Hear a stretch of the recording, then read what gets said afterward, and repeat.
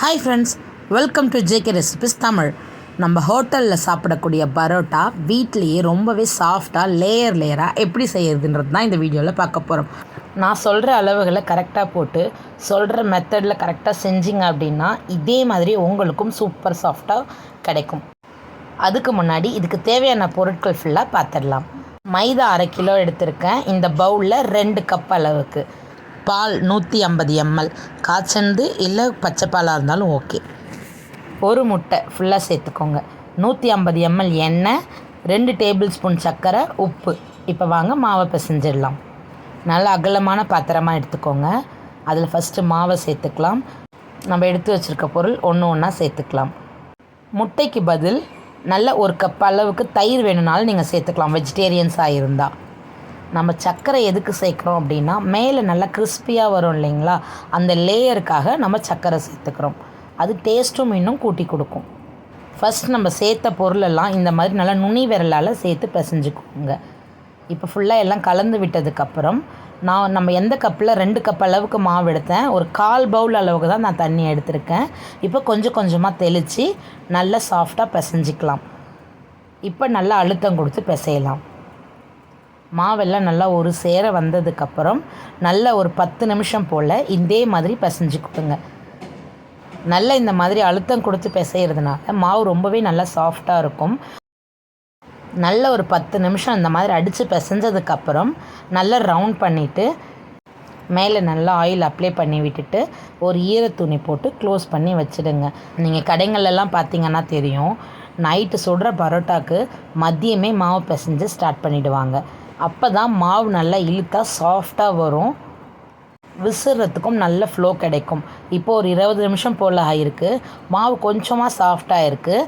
இப்போ இதை இன்னமும் ஒரு 10 நிமிஷம் நல்ல ஒரு ஃப்ளாட் சர்ஃபேஸில் போட்டு நம்ம கையில் நல்லா அழுத்தம் கொடுத்து பிசையணும். அதே போல் மாவு மேலே தடவி இருந்த எண்ணெய்லாம் பாருங்கள் ஃபுல்லாகவே இழுத்துக்குச்சு. இப்போது நம்ம உள்ளங்கையில் கீழே இந்த முட்டியை வச்சு நல்லா அழுத்தம் கொடுத்து ஒரு 10 நிமிஷம் போல் சில சாஃப்டாக இந்த டோவை பிசைஞ்சு எடுக்கணும். நல்லா இந்த மாதிரி இழுத்து பிசைய தான் உங்களுக்கு நல்லாவே சாஃப்டாக கிடைக்கும் மாவு. இப்போ ஒரு 10 நிமிஷம் போல் நல்லா பிசைஞ்சாச்சு. இப்போது இதை திரும்பவும் ஒரு 20 நிமிஷத்துக்கு ரெஸ்ட் விட போகிறோம். அதுக்கு மேலே திரும்பவும் ஆயில் அப்ளை பண்ணுறோம். நம்ம எடுத்து வச்சுருக்க அந்த 150 ml எண்ணெயில் தான் நம்ம யூஸ் பண்ணிகிட்ருக்கோம்.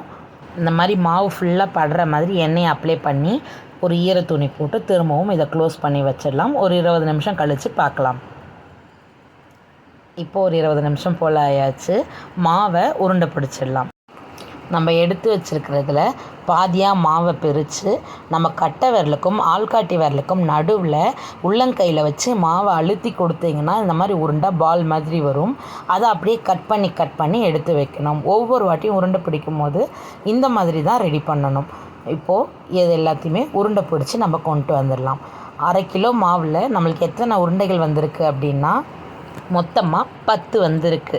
இப்போது இதுக்கு மேலே கொஞ்சமாக எண்ணெயை அப்ளை பண்ணி நம்ம திரும்பவும் ஒரு அரை மணி நேரம் போல் அப்படியே மூடி விட்டுற போகிறோம். பரோட்டாவுக்கு நம்ம போடுற அளவுகள் எவ்வளவு முக்கியமோ அதே போல் அதை ரெஸ்ட் விடுறதும் அவ்வளோ முக்கியம். அது எந்த அளவுக்கு ஊற தான் நம்மளுக்கு பரோட்டா நல்லா சாஃப்டாகவும் கிடைக்கும். இப்போ அரை மணி நேரம் போல் ஆயாச்சு. உருண்டைங்க எவ்வளோ சாஃப்டாக இருக்குதுன்னு சொல்லிட்டு நான் உங்களுக்கு காட்டுறேன் பாருங்கள். இப்போது மாவில் ஒரு உருண்டையை மட்டும் எடுக்கிறேன். ஒரு உருண்டையை எடுத்து ஒரு டிப்பில் பிடிச்சேன்னா பாருங்கள் அதுவே தானாக இந்த மாதிரி நீண்டு வருது பாருங்கள். அந்த மாதிரி வந்துச்சுன்னா மாவு கரெக்டான பக்குவத்தில் இருக்குதுன்னு அர்த்தம். இப்போ வாங்க நம்ம விசிறிடலாம். விசிறதுக்கு ஃபஸ்ட் நம்ம சப்பாத்தியை தேய்க்கிற மாதிரி ஃபஸ்ட்டு இதை நல்லா தேய்ச்சிப்போம். ஓரளவுக்கு தேய்ச்சதுக்கப்புறம் இப்போ விசிற ஸ்டார்ட் பண்ணலாம். இப்போ விசிறிக்கலாம். உங்களுக்கு விசிற வரல அப்படின்னா இதே மாதிரி கொஞ்சம் கொஞ்சமாக சப்பாத்தி கட்டையிலே திரட்டி விட்டுக்கோங்க. இப்போது நான் விசிறதுக்கு உங்களோட லெஃப்ட் ஹேண்டை கீழேயும் ரைட் ஹேண்டை மாவுக்கு மேலேயும் வச்சு இந்த மாதிரி கொஞ்சம் லைட்டாக சுற்றி இழுத்து விட்டிங்கன்னா நல்லா பேப்பர் மாதிரியே வரும்.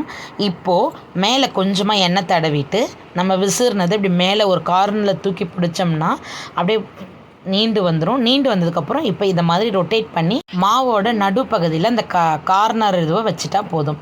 இப்போ இன்னும் விசிறேன் பாருங்கள். இதே மாதிரி எந்த அளவுக்கு நல்லா இழுத்து வருதுன்னு பார்த்தீங்களா, மாவு அந்த அளவுக்கு ஊறினா தான் சூப்பராக வரும். இப்போது இதே மாதிரி எல்லாத்தையும் நம்ம உருட்டி எடுத்துக்கலாம். இப்போது ஒரு 4 மட்டும் நான் மீதி எடுத்து வச்சுருக்கேன். உங்களுக்கு வீச் எப்படி போடுறது இதில் அப்படின்னு சொல்லிட்டு நான் காட்டுறேன். இதில் ஆல்ரெடி இருக்கிற எண்ணெயே போதும். இதுக்கு மேலே எண்ணெய் தடவ வேண்டியதில்லை. ஈர துணி மட்டும் போட்டு இப்போது ஒரு 15 மினிட்ஸ் போல் ஊற விட்டிங்கன்னா போதும். 15 மினிட்ஸ் ஆயாச்சு.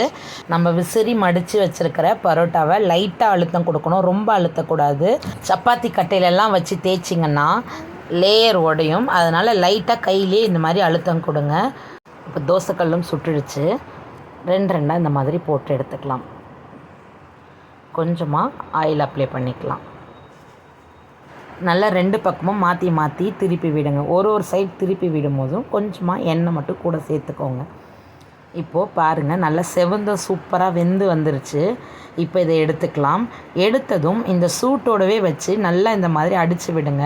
அடித்து விட்டிங்கன்னா தான் உங்களுக்கு பாருங்கள் நல்லா எவ்வளோ சூப்பராக லேயராக கிடச்சிடுச்சுன்னு சொல்லிட்டு. அடுத்து உங்களுக்கு வீச் பரோட்டா எப்படி செய்கிறதுன்னு போட்டு காட்டுறேன். இங்கே பாருங்கள், இதே மாதிரி உங்கள் லெஃப்ட் ஹேண்டை கீழேயும் ரைட் ஹேண்டையும் மேலேயும் வச்சு இதோ பாருங்கள் இந்த மாதிரி நல்லா விசிறி விட ட்ரை பண்ணுங்கள்.